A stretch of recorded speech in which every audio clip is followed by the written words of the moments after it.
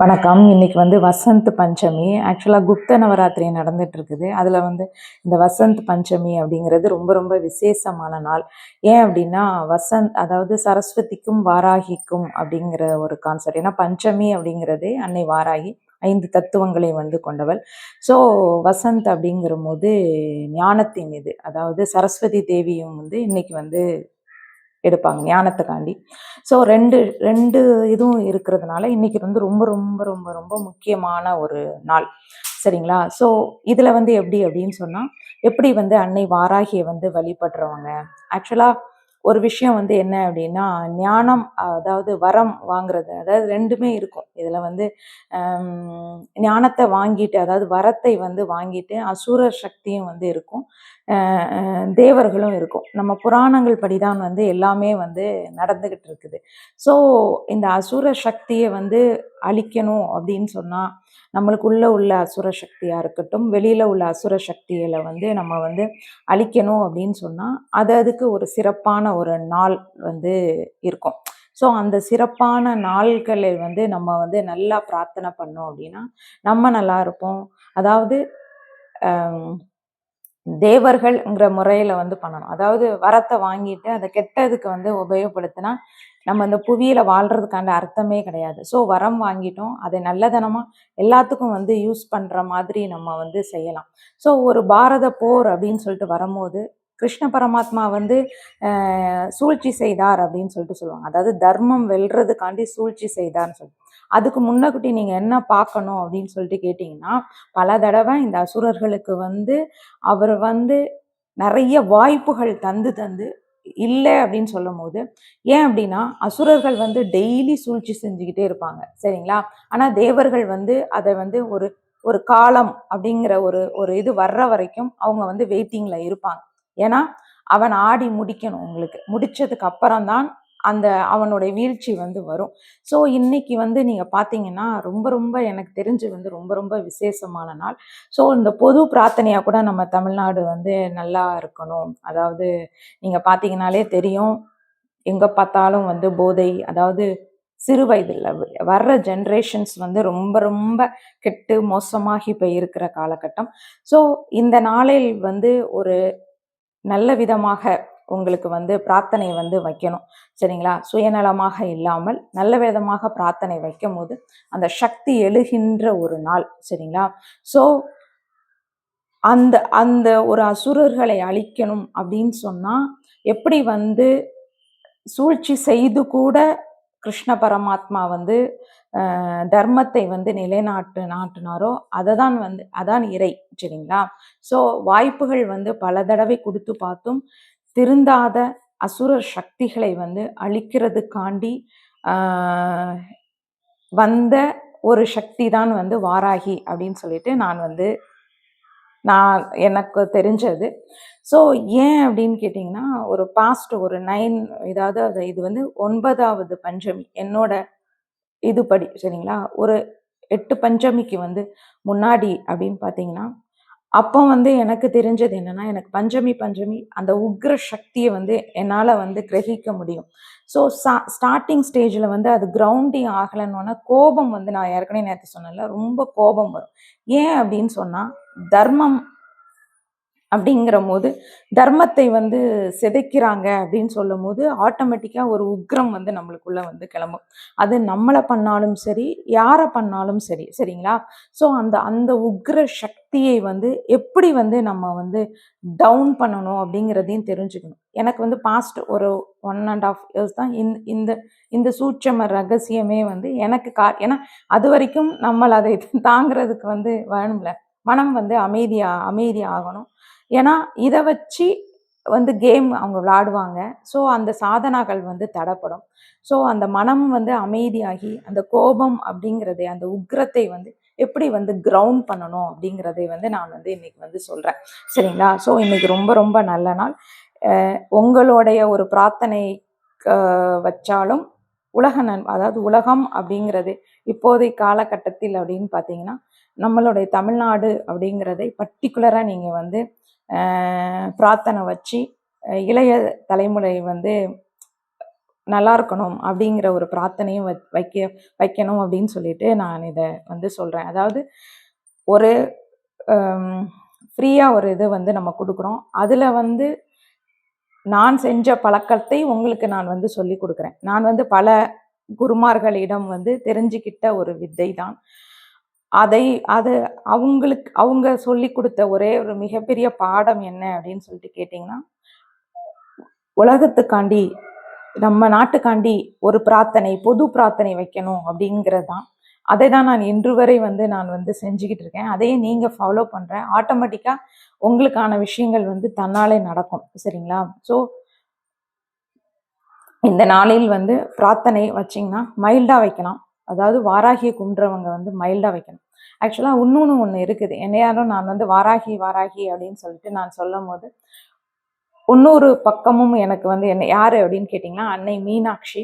So என்னுடைய உள்தன்மையில் இந்த பயணத்துக்கு நான் வந்து ரொம்ப ஸ்ட்ராங்காக என்னுடைய உள் உணர்வு படி அதுக்கு வந்து யாரோட இதையும் எத்தனை பேருடைய வெளியில தாக்கங்கள் இருந்தாலும் அந்த ஒரு ஒரு இந்த பயணத்தை வந்து நான் தொடரணும் அப்படிங்கிறதுக்கு வந்து ரொம்ப ஸ்ட்ராங்கான ஒரு இன்ட்யூஷன்ஸ் எனக்கு காட்டுனது, எனக்கு செஞ்சது யாரு? அதுல இருந்து தான் என்னோட பயணம் கிட்டத்தட்ட 7 இயர்ஸா போயிட்டு இருக்கிறது.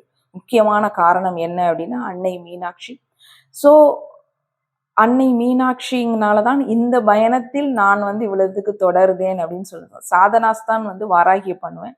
பட் எனக்கான இந்த இதை கொண்டு விட்டது இன்னொரு பக்கம் அப்படின்னு சொல்லிட்டு சொன்னீங்கன்னா அன்னை மீனாட்சி தான். அவளுடைய ஒரு உந்துதல் தான் எனக்கு முதல் இந்த பயணம், அதாவது இரட்டைச்சுடர் பயணத்தில் வந்து நான் வந்து வந்ததுக்கான மிகப்பெரிய ஒரு ஒரு ஒரு காரணம்.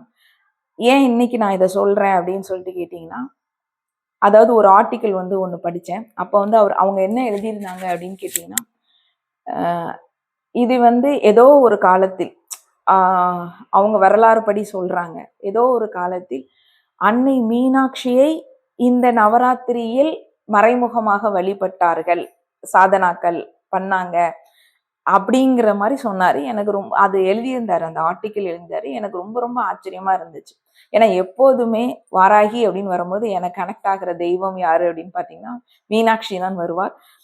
ஆனால் ரொம்ப ஒரு சூழ்நிலை இந்த பயணத்தில் வந்து நான் வந்து தொடர முடியாதோ அப்படிங்கிற ஒரு கான்செப்ட் வரும்போதெல்லாம் மீனாட்சி அம்மன் வந்து நிற்பா. அது வந்து மிராக்கிளா வந்து நடத்துவா. ஸோ அப்போ அவர் சொல்லும் போது எனக்கு ரொம்ப ரொம்ப ஆச்சரியமா இருந்துச்சு. பரவாயில்லையே, எல்லாமே கனெக்ட் ஆகி வருது அப்படிங்கிறது வந்து மிகப்பெரிய ஒரு ஒரு கிஃப்டா வந்து நான் வந்து நினைக்கிறேன் இதை. இப்ப என்ன அப்படின்னு கேட்டீங்கன்னா, உங்க சாதனாக்கள் இப்போ பண்றீங்க, மைல்டா பண்ணணும் இன்னைக்கு. ஏன்னா கிரவுண்டட் வந்து ரொம்ப ரொம்ப முக்கியம். ஸோ நீங்க வந்து சாதனா பண்ணீங்க அப்படின்னா மன தடைகள் நீங்கும், பயம் நீங்கும், குழப்பம் வந்து நீங்கிரும், உள் சக்தி வந்து கட்டுப்படும். சரிங்களா? இதை தான் நீங்க மெயினா ஃபர்ஸ்ட் வந்து கட்டுப்படாது உங்க உள் சக்தி. அடுத்து அது வந்து கட்டுப்பட வைக்கணும் நீங்க. சரிங்களா?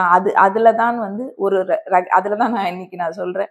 இதை வந்து முக்கால்வாசி யாருமே வந்து சொல்லி கொடுக்க மாட்டாங்க. ஏன் அப்படின்னு சொல்லிட்டு கேட்டீங்கன்னா, அதோட ஸ்டாப் பண்ணிடுவாங்க. அவங்க கத்து கொடுத்தாங்க போங்க அப்படின்னு சொல்லிட்டு சொல்லிடுவாங்க. பட் அதை எப்படி அதிலோட சில பல இதை நம்ம தான் முயற்சி பண்ணி வந்து தெரிஞ்சுக்கணும். அதுல ஒரு முக்கியமான ஒரு விஷயம் என்ன அப்படின்னு கேட்டீங்கன்னா, இந்த இந்த சக்தி வந்து அதிகரிக்கும். இந்த அதிகரிக்கிற காலகட்டங்கள் என்ன பண்ணும் அப்படின்னு கேட்டீங்கன்னா, எதிர்மறை சக்திகள் வந்து போகும், நம்மகிட்ட இருந்து போகும். ஆனா நம்ம கிரவுண்டட் ஆகணும். இல்ல அப்படி வந்து கிரவுண்டட் ஆகலை அப்படின்னு கேட்டிங்கன்னா, நம்ம உடல்நிலை வந்து ரொம்ப ஒரு பெயின் கொடுக்க ஆரம்பிக்கும். சரிங்களா? நம்மளுக்கு வந்து ஏதோ ஒன்று அன்ஈஸியாக வந்து நம்ம வந்து ஃபீல் பண்ண ஆரம்பிச்சிருவோம்.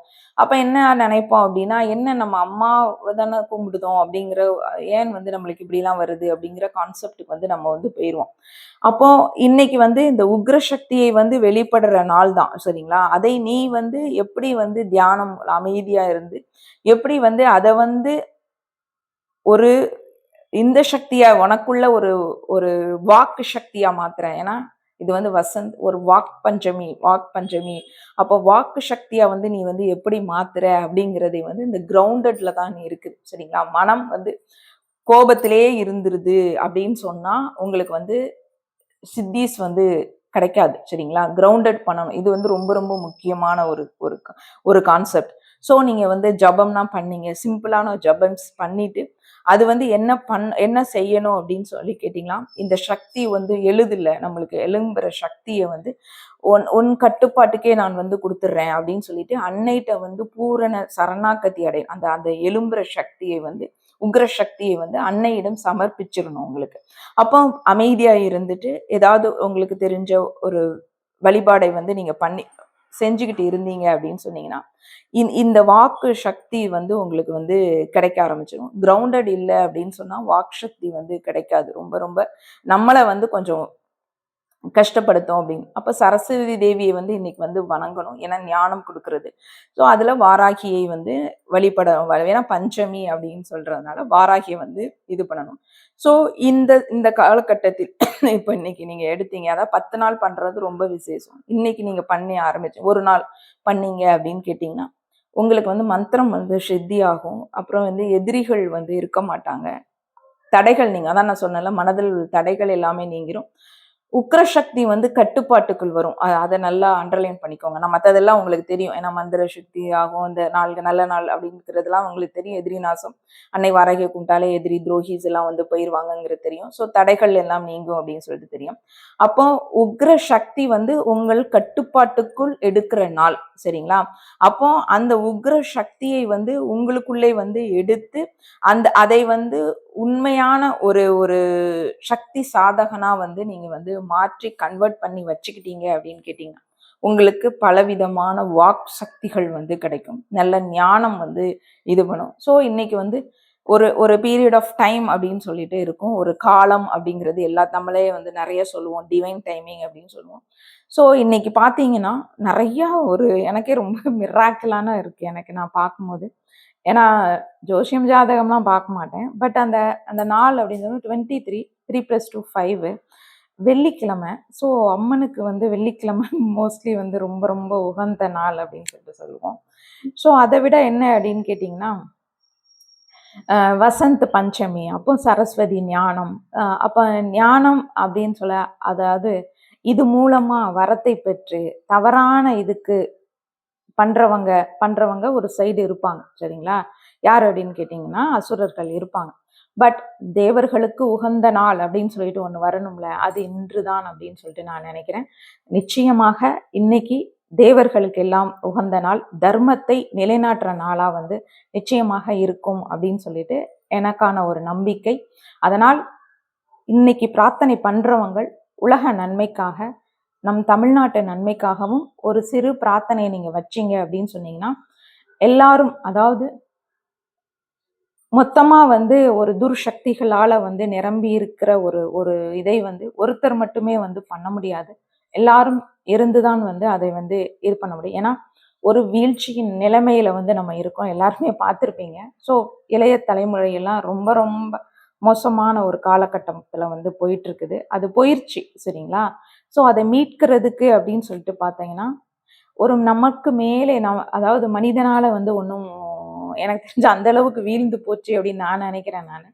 ஸோ அதை வந்து அதற்கு மேலே அப்பாற்பட்ட ஒரு சக்தியை எழுப்புனாதான் அதுதான் வந்து காக்கும் அப்படிங்கிற அதாவது ஒரு ஸ்டேஜுக்கு வந்து நம்ம போயிடுவோம்ல, நம்ம பார்க்கலாம், நான் செஞ்சிடலாம், இவங்க செஞ்சிருவாங்க, அவங்க செஞ்சிருவாங்க அப்படிங்கிற மாதிரி நம்ம ஒவ்வொரு வாட்டியும் வந்து ஏதோ ஒரு நம்பிக்கையில வந்து நம்ம வாழ்ந்துட்டு இருப்போம். ஆனா இப்போ பார்த்தீங்கன்னா நம்மளுக்கு மேல உள்ள சக்தி தான் வந்து இயக்க வச்சாதான் இது வந்து சரியாகும் அப்படிங்கிறதான் வந்து எல்லாருக்குமே புரிஞ்சிருக்கும்னு நினைக்கிறேன் நான்.